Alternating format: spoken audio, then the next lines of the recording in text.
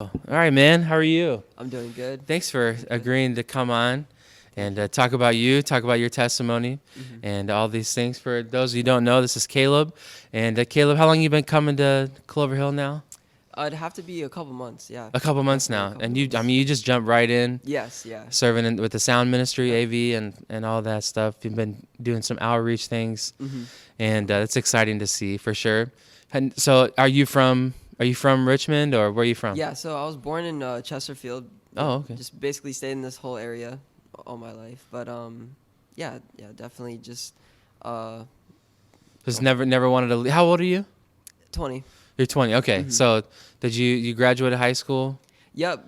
I went from middle to middle high. So Oh, just so yeah, the you've same been area. here. Hmm. Yeah. Yeah. And so did you have, aspirations, goals, or, you know? Yeah, and I guess through my experience, they definitely changed Hmm. because of that.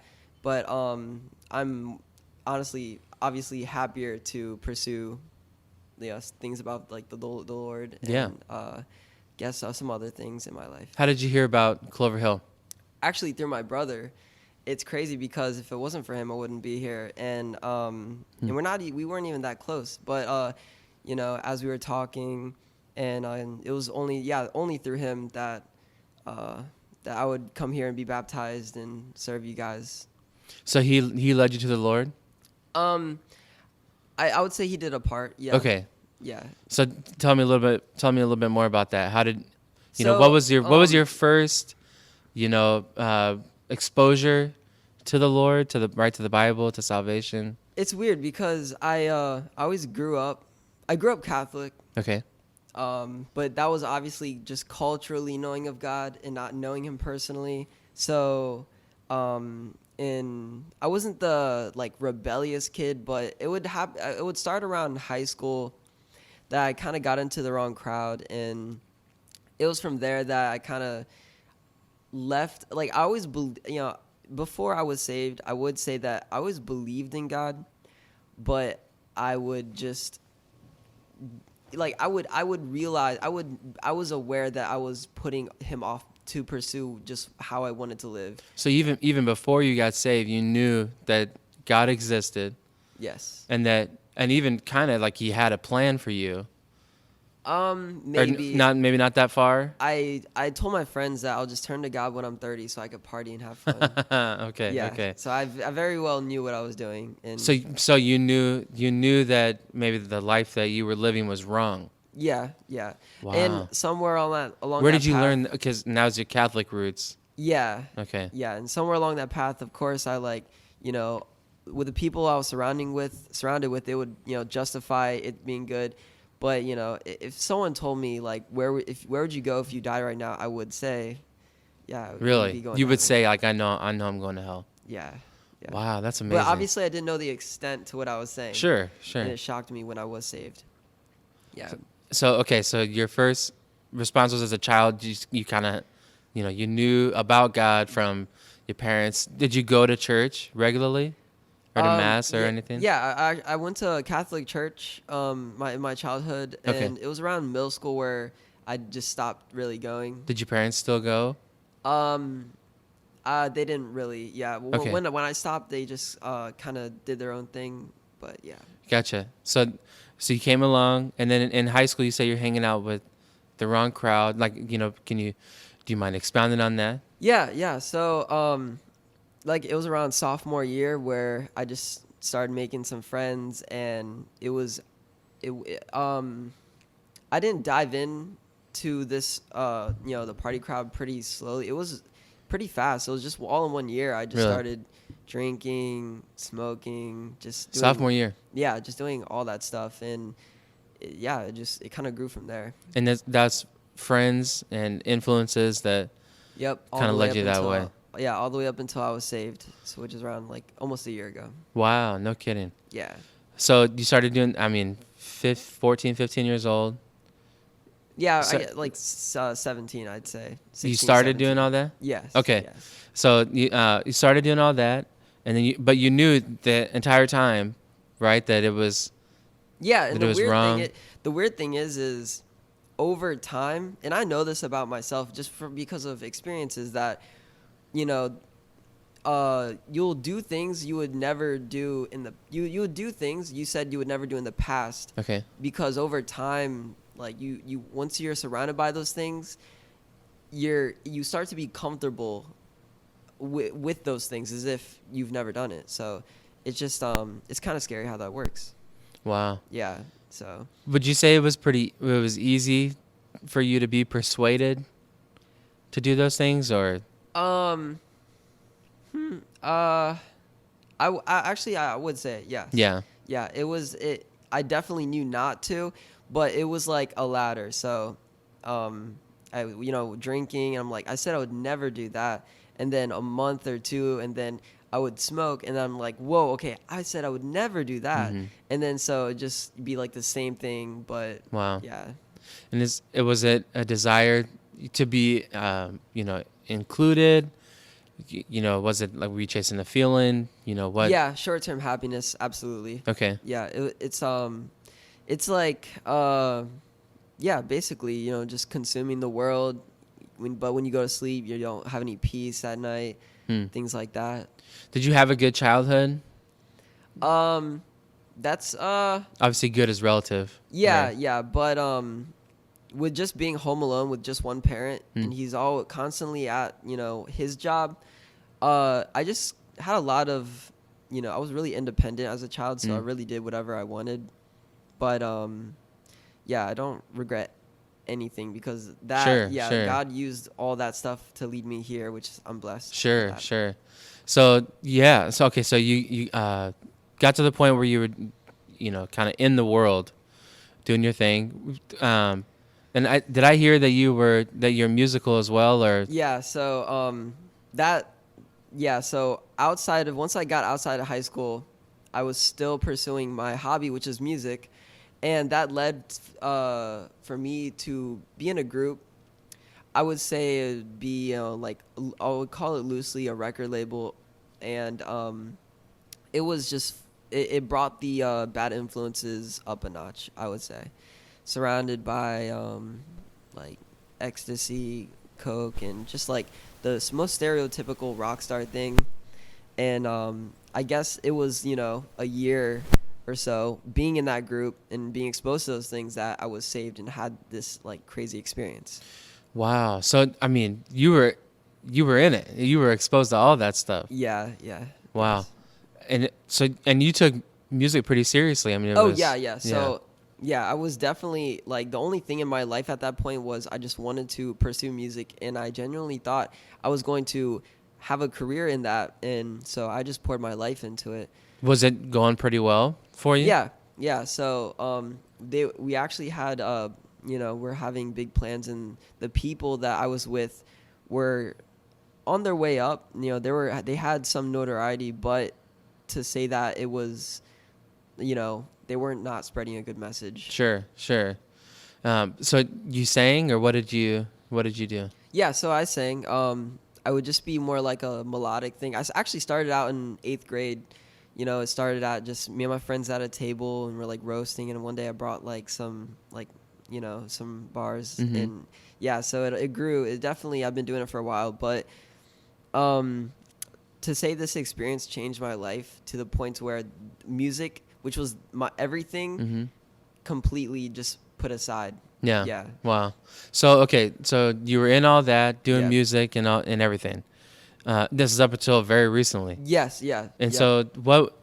So when did the Lord start to make His way back into your life? Okay, so so this experience, so I'll explain. I was, again, drinking, smoking weed, and taking ecstasy over just a couple months, and I started to see this timestamp, just 9/11. That was the time that I saw. It just kept appearing, and before I go into explain everything, I will say that I was always looking for answers, and while I was doing music, I was a delivery driver. So I'd always drive just thinking, in my thoughts, thinking about like, there's gotta be more to this.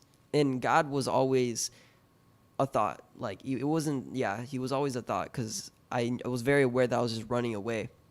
But as I was saying, I kept seeing these numbers appear. And as time went on, my friends and I, of course, kept just running away, as in just partying and drinking and doing all these things. And I noticed that this number kept appearing more frequently. And I didn't think anything of it, but up until it started to appear so frequently, it was almost like an everyday thing that I would just see this number. I believe that God used this as a bridge to get to him, because he knew that I just was running away from him. And so it came a time where I would see this number almost every day. And then for the day I was saved, I'll explain that I saw it 3 times in the same day, which the reoccurrence was larger than life. But that day, I woke up extremely early. I mean, well, I say 9, yeah, it was around 9 o'clock that I woke up, which was early for me at the time. But I woke up, opened my phone to see that it was 9:11 a.m. I thought it was pretty weird because, I would always sleep in because I just go to work at 5 because I'm a delivery driver. So that was pretty weird right off the bat. And then later on, I hung out with my friends. These are the music group people. And I remember that that was the last time I took ecstasy. So I just, took half there and half when I came back from work. And again, it was just always running away from reality, trying to be in a different state than sober and clear-minded. As I came home that night, I parked as usual and opened my phone, just check any messages, and I saw that it was 9:11 p.m. And it was so, it like, I felt uncomfortable, but not enough to be moved by it. And so I went inside again to relax for a bit. And for whatever reason, this is the crazy part, for whatever reason, I just thought like I needed something out of the car. Like, it was one of those things looking back that like the Lord put that in your head, Mm-hmm. Yeah. And I believe it was like a blow dryer for my hair, but for whatever reason, I went out to go grab it because I knew it was in the car. And when I opened the car door and saw the dash, I saw that it was 9:11 p.m. Now, the numbers by itself do not mean anything, but the fact that once I saw that, my heart like fell through my body.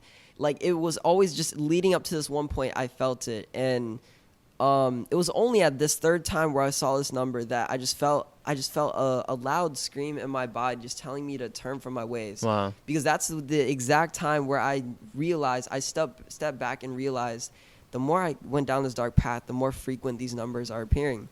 And it's not that I thought it was something other than God, because it was, God knew that. I just knew he was real. So this was God calling me ahead of time because he knew that I was just putting him off. Wow. And What was it about the numbers? 9/11? So at that point, I didn't care anything else. But I went inside and I looked it up. I honestly looked it up. I looked up on my phone. All I looked up was, I just keep seeing 9/11. And what popped up was these it was like an article. These articles with like angel numbers, and it said like a big change is coming into my life soon. But for whatever, as I was reading the article, aside from the article, I felt this overwhelming feeling just come upon me. And I knew it was Jesus. I knew it was God. And that's when I poured my heart out to him. And it was definitely a surreal feeling. And and from that point on, I was worried because I didn't want to miss this big change that the article said, but I knew that I felt this like calm, peace feeling come upon me where it's like, it was almost more personal than I am. It was weird. It's like it really felt like someone who knew more about me than I did fell upon me, which was God. And from that point on, it only took like, I don't know, 1 to 3 days that I could just feel things change. Mm-hmm. It was like instantaneous. Like, my habits started to change. It like just started to bother me because my desires were changing. and it was just it was crazy. And that's basically that's basically how I was saved that night.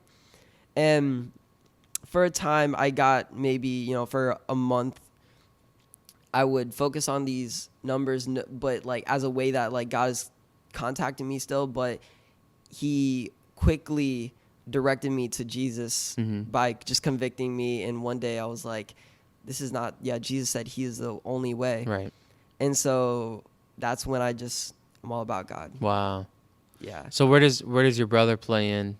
So, he actually called me before. He was saved a couple months before I was. Actually, like maybe 2 or 3 months before I was. And he called me, and he just like... This is Collins? Yes, Collins. Okay. Yes. He was... Shout out. Yeah. What's up? He called me, and we were just talking about the Lord. And, no, actually, I called him to, actually talk about the Lord and stuff. And he given I had wasn't already saved. been putting it in your ear? Yeah, so Okay. I believe he was praying over me. And and it's crazy because I called him like a month or two before I was saved. So I knew that the Lord was, now that I'm looking back, I knew the Lord was already working on me, and Collins was praying over me. So he definitely, Wow. Yeah. So you called him, and he was like, hey, you needed to get this thing settled. He actually gave me his testimony. Yeah. And he's got a crazy testimony too. Yeah, it is crazy. And that, I guess that definitely just made it just more real for me. Like, I can't keep running away from this thing. And the crazy thing is the only reason I did so, again, is because I thought it was a sacrifice. Like, I always knew that God was real, but I didn't pursue him because I thought it was a sacrifice that I would give up these desires. But that's like the biggest misconception, that all non-believers think that way, because you can't see how worth it is until you are saved. Can expound on that a little bit. Yeah, so you can't. So again, the reason why I didn't pursue the Lord, the only reason was because it was boring. Okay. It was a threat. You'd have to give up the fun stuff. Yeah, it was a threat to my lifestyle. Yeah. In which I knew that. So that's the reason why I didn't pursue him, and I said I'm going to put him aside so I can live the way I want, and then when I'm, getting older, I'll turn to him just so I can be saved. But that's the curse that's upon us, that, thinking our way is the best, which it's not. Yeah. Yeah. So, okay, so you made that decision, you gave your life to God, and then the things that you were doing started to bother you, and you knew that... Oh, yeah, almost like instantly. So, obviously, once I was saved, I still had some addictions. But as far as drinking, smoking, and taking all those hard drugs, I stopped all that. Just immediately? Yes, yeah. No kidding. And did you have a dependency on them? Or was it I would more of say a recreational? Recreational. The only thing that stuck around was just nicotine. Mm-hmm. That's the only, I was pretty addicted to. In my eating habit, I would just, I guess, eat when I'm not even full. I actually have a crazy story that I wrote down. Please. So it was a couple months after I was saved that I still had some things that I was holding on to. And so I'm going to get to the story. This is how the Lord freed me from gluttony. So I'm reading off my phone because I've written this down. It was such a crazy thing that happened to me. So after being freed from most of my addictions, I still held on to gluttony. I still ate purely for pleasure or comfort, even though I'd be full most of the time. Though it might not seem such a bad idea, it always left my body in constant fatigue. I just remember I just felt tired all the time, and yeah. So that night that I was saved from gluttony, I went out to the gas station and just at midnight, typical, just buy a bunch of food, come home, yeah, and knowing I wasn't hungry. Sounds like college. Yeah.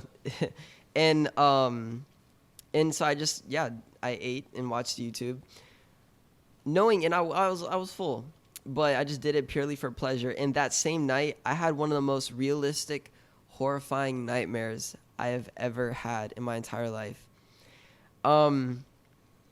So it felt like I was in the presence. Now I'm talking, this is in the dream. Okay. So this is the same night that I went out and eat, and actually, I won't lie, I actually enjoyed eating all that food. Mm-hmm.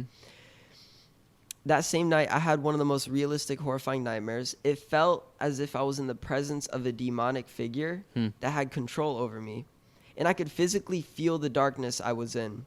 The one in control told me to find this piece of food before the timer runs out, or else I'll die. And it looked like I was in like a dark metal dumpster, but I really couldn't see. So I began looking for the food in a panic. As I did, it appeared, yes, that was in like, it was like a dark metal dumpster.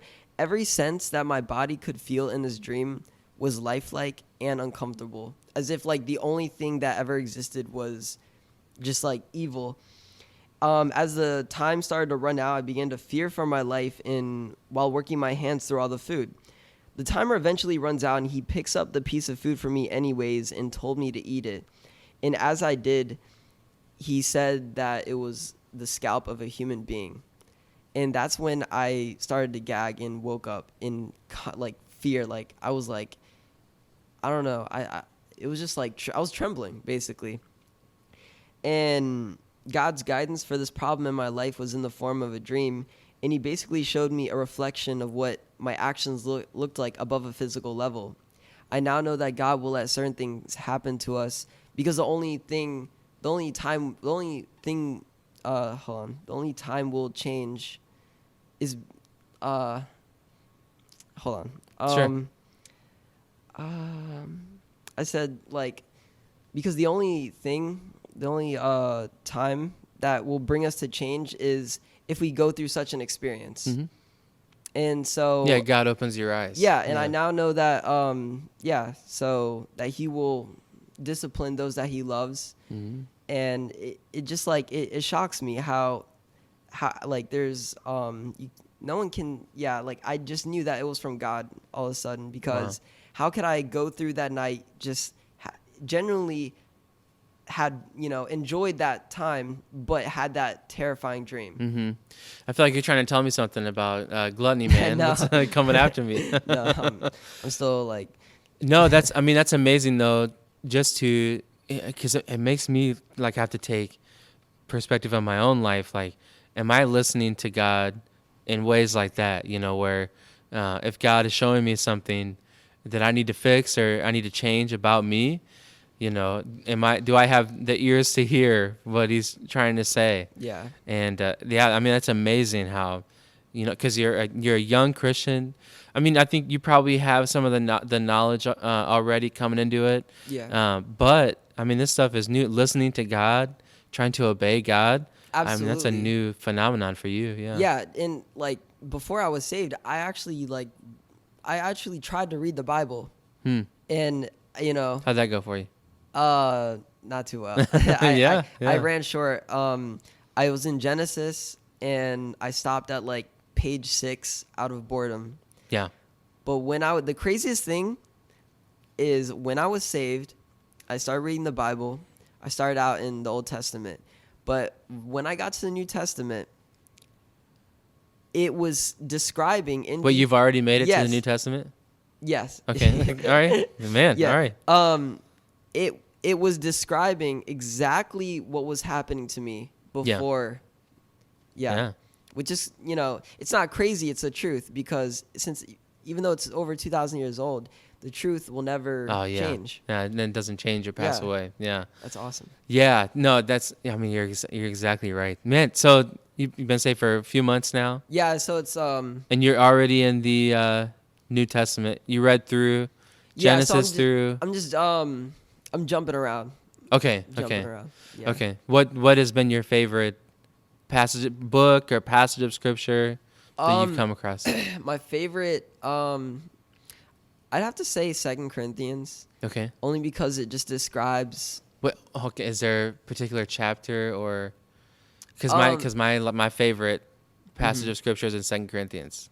Let's see if we line up. I would have to say 2 Corinthians 4:3-4. Oh man, So close. All right. What is that? It's what does that talk about? If our gospel be hid, it is hid to those that are lost, in Oof. whom the God of this world hath blinded the minds of them who believe not. Brutal. Yeah. Yeah.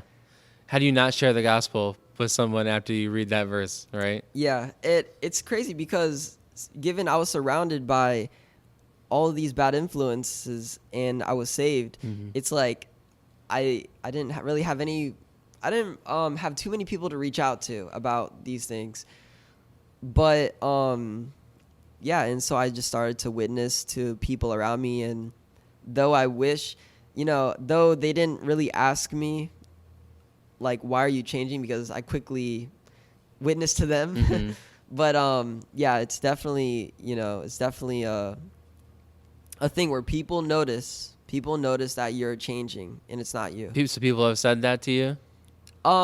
Not directly, but Sure. yeah, people do notice. Yeah. Oh, yeah. Definitely, they do. Yeah. So you start changing your habits. Oh you yeah. know, and I used to have like half black, half white hair with a bull nose piercing. no kidding. Yeah. And I just always like trying to dress like crazy, and because I was living for validation. Okay. And really just chasing everything that, because I didn't have that long-term peace. I was quick to fill this void that would constantly be running out. Wow. That's what happens, like, if you're chasing anything but God. yeah. The happiness runs out. Yeah, It definitely. really does. Definitely There's no does. long-term, Wow. That's amazing. Yeah. And so, the Lord has been working on. So I wanted to share. So you said 2 Corinthians 4. So my favorite passage is in 2 Corinthians 5. Oh. Right? And Yeah. where it talks about you become a new man, new creature in Christ, right? Yeah. And 17. And then right after that, I can't remember if it's 19 or 20, Mm-hmm. but it's the ministry of reconciliation. So Jesus has reconciled us to God by his death on the cross, his resurrection. Now, so the believer has been reconciled to God. Now we have been given the ministry of reconciliation. So everyone else who is lost, we are supposed to reconcile them help reconcile them to God. And that's why I don't really regret anything in my past, because if anything, God has given me this testimony to go, to not surround myself with these people, but to help these people and be like, because they can say, I'm so sad and depressed and I'm doing this and this and all that, and I'm like, I've done all that. Like, this doesn't help. I like that you will soon, just find a dead end. Yeah. By just keep consuming these things. So what's next? What's next for you as far as like your Christian life? How are you because outreach seems to be a big part of your process. So what are you doing as far as all that goes? So I'm really focusing on people that either don't know the Lord or who were running away just like I was. So I, for the moment, I guess when I was saved, which was, I'd say, it was almost a year ago, I started to write a paper around then, and I'm just now actually finishing it. So I've been editing it for a long time, and it's basically breaking all the misconceptions. And I kind of hopped in my head, whereas like, why did I not pursue God back then? And which I explained it was a sacrifice to me, which it's not. And so yeah, I've written this paper, and I'm ready to pass it out to just everyone, every house, and spread my message. Wow, that's awesome. Yeah. So cool. It's so, man, I got to tell you, it's so encouraging to see someone who has been there, done that, and you've been on the other side, and God reveals himself to you. You believe and you accept it, and now like your life is changing. Oh yeah. Like, how big of a deal is that to like? I can't even to look back even a year ago where you were. I can't even explain it. It's like, it's almost like, even when like, I guess like people from the past hit me up every now and then, and I just say like, nah, I'm not down. I don't want to do that stuff anymore. So, and they know, but it's just like, it almost feels like a different character. Like, like it's so weird. It's like And you're a new person. yeah, because I am. Yeah, You know, right, right. we are a new creature under Christ, Yeah. and yeah, definitely. It's definitely how it's funny how it works out. Yeah. It definitely changed my life, and it's like to describe it. It's like, you know, you see the greatest thing of all time that most people don't know, and you're trying to tell them the greatest thing of all time, but they take it as offense, Mm. which it makes me crazy, but that's exactly how I took it before I was saved. So, Yeah. yeah. Yeah. So tell me a little bit about what Clover Hill has done, how Oh, yeah. Clover Hill being at Clover Hill has helped you. So, I would say a couple months after I was saved, I hit up Collins, which was, he's my brother that called me a bit before I was saved and gave witness to me. It was through him that I found out about this church, Mhm. and it was the most perfect timing because I wasn't really going to church. I'll admit I wasn't going to church, and I was just focusing on myself and just kind of secluded a little bit. And when I went to church, because Collins came into town, he's always going everywhere. And but when he came here, I went to church with him, and I think it was like just the first time I came here when Pastor Mark like said something that was convicting me, and he was like, yeah, it it kind of stunned me because I'd never really I guess I'm used to the I don't know, just like a motivational Okay. sermon. So when he was like speaking the truth, and it really hit different that, so I definitely knew that this was the place I wanted to stick around and even help out. Yeah. Yeah. And you have been. Yes, yeah. I'm Faithfully happy ever to. since, man. It's awesome. Awesome to hear. All right, so tell me, here's our closing segment. Tell me tell me what the Lord is showing you in your in your walk with him, right? In your Bible reading, prayer time, whatever it might be. What has the Lord been showing you? So, the Lord has been showing me to not to think that this life is what it really is. It's not. It's if our Creator created us to live and pass away over or just 80 years, we're not. This is not here to just play games. Mm-hmm. If God wasn't real and none of this stuff happened to me, then I would say I think it was Paul or Peter. He said, if this is all that is, then have at it. But because God is real and he's doing supernatural things through people to proclaim the truth, I want to take this life seriously. I want to be a servant. Man, it's crazy. I've been reading a lot about missionaries lately on Facebook in the mornings. We put out devotions, and I've been talking about famous and obscure missionaries. Yeah. And it seems like every single one of them went through some kind of tragedy or experience. I mean, like the one, Dr. Carey, was married like 3 times because his wives kept dying in India. Ooh. Like one went crazy. It was just insane. And then, like one lady went to Nigeria. She's from England. Took a 5-month boat trip in the 1700s to Nigeria, where she lived for 40 years. Like never took a furlough, like Wow. not one time. And she had to go back to England, I think twice, because she was sick. But she died in Nigeria, surrounded by the children that she had saved from That is literally awesome. being killed. That's crazy. And Yeah. offered to strange idols. Mary Slessor is her name. Just an amazing lady, and just it seems like these people had to overcome. I mean, abusive alcoholic father Mary Slessor had to overcome these incredible challenges, but God used them to do such amazing things.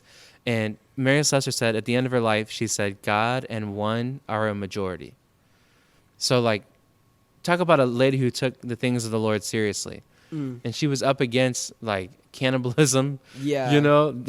Pervasive drug use, That's crazy. poverty in the Okayong tribe of Nigeria, where no man, let alone a woman, a single woman, women can do anything men can do, right? But overcame all these things, and the Lord used her in an amazing way. Never took a furlough. She took the Lord seriously, and that's the biggest thing that Yeah. I feel like a lot of believers are just so soft Oh and yeah, and we don't take God seriously, because like we have to live for the next life. There's no Right. point in settling down and getting comfortable here. And what you said about that lady, that God uses people you would never suspect Mm-hmm. to proclaim, which is in it's just it's amazing. It's Yeah, amazing. it's awesome. Yeah. It's awesome to hear the Lord speaking to you, and to respond to it, and do some pretty cool things. That's awesome, man. I'm Absolutely. I'm proud of you, Thank you. and it's Thank so you. cool. Thank you for sharing your testimony with us, Absolutely. and man, we'll have to have you on again one of these Thank you so days. much. Yeah, yeah, yeah. Absolutely. Thank you, man. Anytime. All right.